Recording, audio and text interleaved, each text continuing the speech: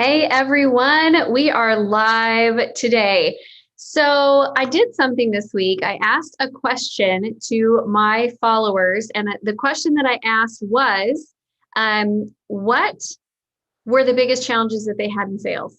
And I'm going to share with you what some of the questions were that came in, and we're going to break it down today. So you're going to get some real-time live sales tips and sales advice. So here was the question. I asked, what's your biggest challenge in sales? And I got a couple of answers. Number one was, I don't know how to sell anything. I feel desperate. And if you have any ideas, let me know. Happy to help, Maria. The second one was copy that converts. The third one was my word of mouth is decent with my friends telling their friends, but trying to get in more strangers. I guess this is where SEO business and ads need my attention as well. And then the last one said, yes, getting it out there is the biggest struggle, and which locations to sell while my website is under construction. So here is the number one thing that I noticed, you guys, like without fail, the number one problem that people have with their sales is they actually don't understand the difference between marketing and sales. So out of those four, all of them except one had elements of marketing. So your copy is actually in your marketing. Word of mouth versus getting more strangers to talk to, that is also marketing. And then the last one was getting it out in front of other people and where to sell while her website's under construction. That's like half sales, half marketing. So let's map this out. Like, let's talk this through, my friends. The first thing that you need to understand is that marketing is awareness of your product. It is messaging. It is lead attraction. It's lead collection. It's lead nurture. All of that is marketing. Sales is simply lead conversion. And so a lot of times when I ask people, what's your biggest problem in sales? It's like a marketing problem. They don't have enough people to talk to. They don't know where to go. And then when we actually get into the sales side of things, sometimes the sales look good. And sometimes the reality is they just don't know because they're only working with really, really warm traffic and really small amounts of leads. So they don't have enough volume to know what are the actual problems in my sales system. So that is the number one thing that I noticed that I want you guys to pay attention to. Now, on this channel, if you're new to this channel, by the way, I'm Amy Walker. I'm a small business strategist. I love helping people with their sales and marketing. And subscribe. We'd love to have you back again. But we do have playlists dedicated to small business owner marketing, and we have playlists dedicated to sales skills.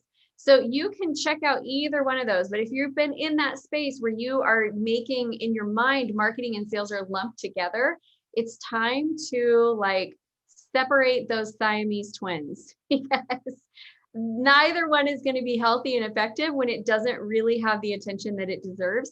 And they don't function the same way. And so you've really got to separate those, pull those apart. So that's my very first tip for you today. The second tip that I have is if you are like, I just really don't know where to get started with sales.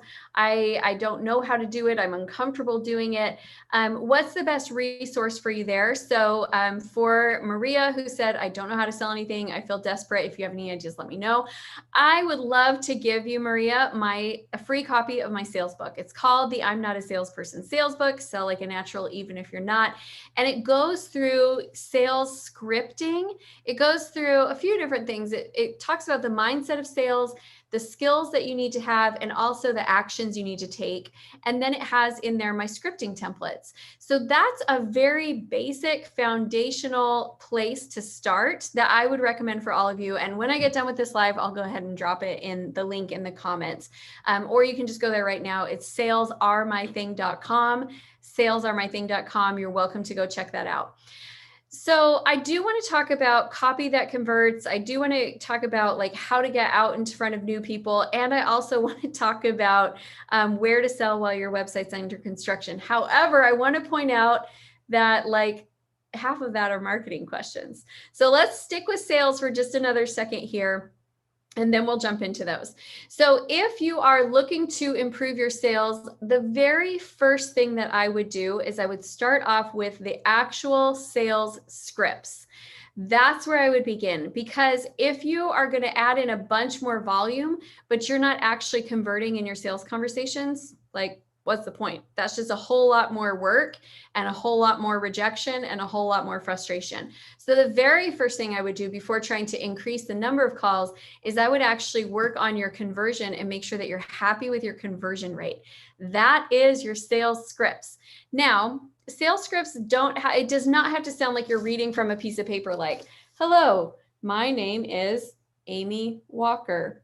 And how are your workouts going? You do not have to sound robotic like that. Really, your script should be a framework that walks the person through their natural process of how we make decisions.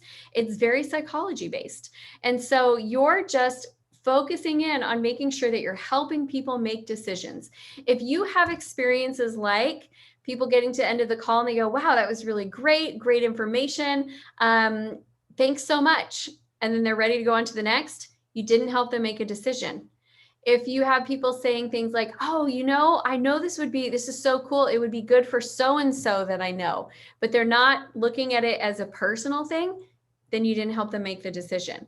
So we really need to focus on that. That is the number one thing that I would start with. Number two that I would look at is your actual sales activity. Now, this is where sales and marketing do intersect and overlap. There is a mathematical formula that if you tell me my goal is $10,000 this month, my goal is $20,000, $50,000, $100,000, $200,000, I don't care how many thousands we're talking about. If that's your goal, there's a mathematical formula that you can take back that will tell you how many sales calls you need to have, how many sales calls you need to schedule, how many people you need to talk to get those calls to schedule, and all the way back to how many leads you need to have to hit that goal. That is something, my friends, that I think every business owner needs to know that formula. I actually have a tool that we built that calculates it for you. And so if you want to go to ultimatemarketingcalendar.com, you're welcome to grab that. And you can go in and put in your number and it will pop out the end how much you need to do of everything in order to hit that sales goal. So make it easy on yourself. Just go get the formula. But here's the point that I want you to understand is that activity is frequently too low. Frequently too low. People think that I want to close 5 new clients this month. I'm going to talk to 7. It doesn't work that way. And then they think I'm going to reach out to 10 in order to get 7 scheduled. Guys, it doesn't work that way. That's not the way that the numbers flow. So frequently people have too little activity and then they're relying on everybody saying yes, or almost everybody saying yes, instead of the fact of understanding like, hey, somewhere between 80 to 60% of the people that I talk to are going to say no, not because I'm bad, but because that's normal. You guys, that's normal. To have a 20 to 40% closing ratio is good. If your closing ratio is below that, then we need to work on your sales skills, but that's like a solid range of 20 to 40% is really, really average. The majority of the people you talk to are going to say no. So we have to talk to a lot of people, and it takes more activity than you think it's going to. The third thing that I would look at with the sale is I would actually go through and really find the places where you're losing people in your sales process. There's a lot of places where you can lose people. You could get a new lead and you don't call the lead fast enough. That could be a place where you're losing them. You could get the leads called and get them scheduled, but they're not showing up. That could be a place where you're losing them. It could be on the fact that you're just not even get a hold of your leads, or you have the wrong leads, or when they get onto the sales call, they're not signing up, like you're losing them in the conversation, or maybe it's in follow-up that you're not getting to them fast enough. So I would get really granular with your sales and figure out like, where am I really losing the people? What do they actually need from me? So those are my tips for sales. Now let's shift to marketing, because you guys did ask some marketing questions. The number one thing that I would ask you is, do you have a marketing plan planned in advance? Now, I have my clients plan out their year 12 months in advance.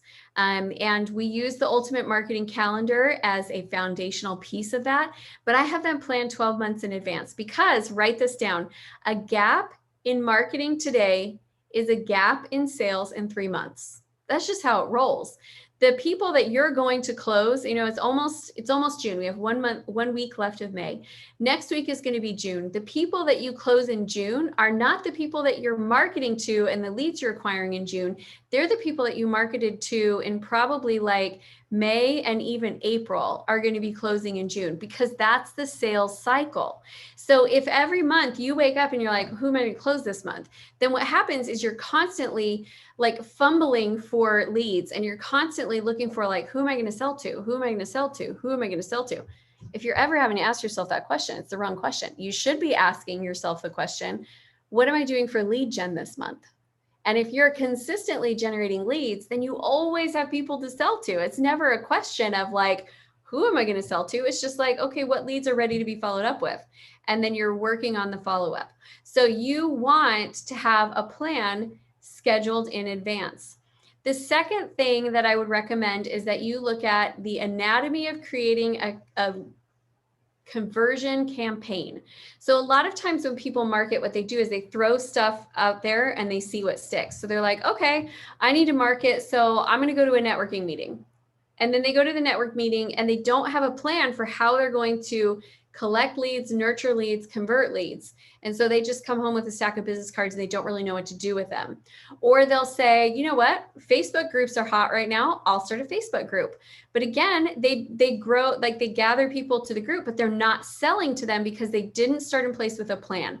So before I do anything for marketing, I run it through these 5 things. Number 1 is I look at the marketing assets that I need to produce.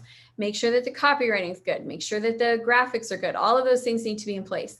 Number 2, I look at, does it have enough visibility? Do people know that this is even happening? Number 3 thing that I look at is lead capture. Do I have a plan in place to capture the leads? 4th is lead nurture. And 5, how am I going to convert them? How am I going to sell to them? Am I going to sell in a webinar? Am I going to sell on a one-on-one phone call? Am I going to sell in my Facebook group? Like, I need to know how I'm going to sell to them.